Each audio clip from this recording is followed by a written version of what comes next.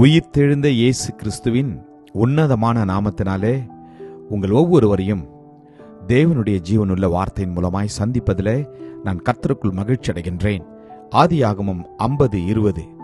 நீங்கள் எனக்கு தீமை செய்ய நினைத்தீர்கள், தேவனோ இப்பொழுது நடந்து வருகிறபடியே வெகு ஜனங்களை உயிரோடு காக்கும்படிக்கு அதை நன்மையாக முடிய பண்ணினார்.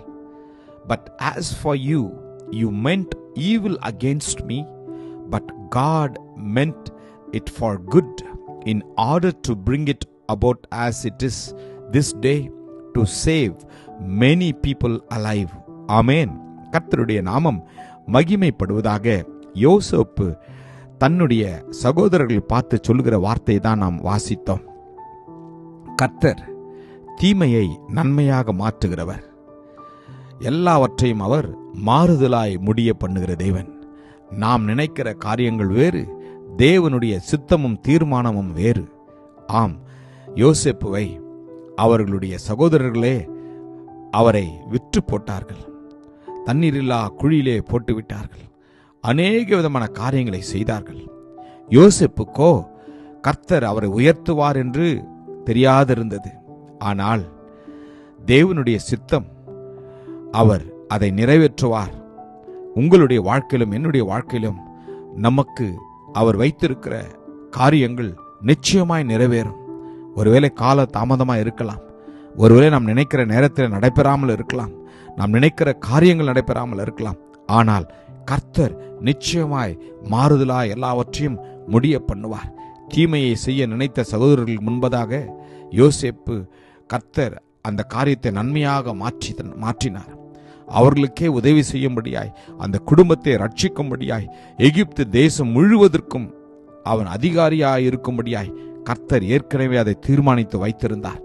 யோசேப்பு ஒருவேளை அவர்கள் சகோதரர்கள் அந்த குழியிலே போடாமல் விட்டுட்டு இருந்தால், அல்லது அவர்கள் விற்று போடாமல் இருந்திருந்தால் இவ்விதமான அற்புதத்தை அவர்கள் கண்டிருக்க முடியாது. எனவேதான் நம்முடைய வாழ்க்கையில் நடைபெறுகிற காரியங்களை குறித்து நீங்கள் கலங்க வேண்டாம்.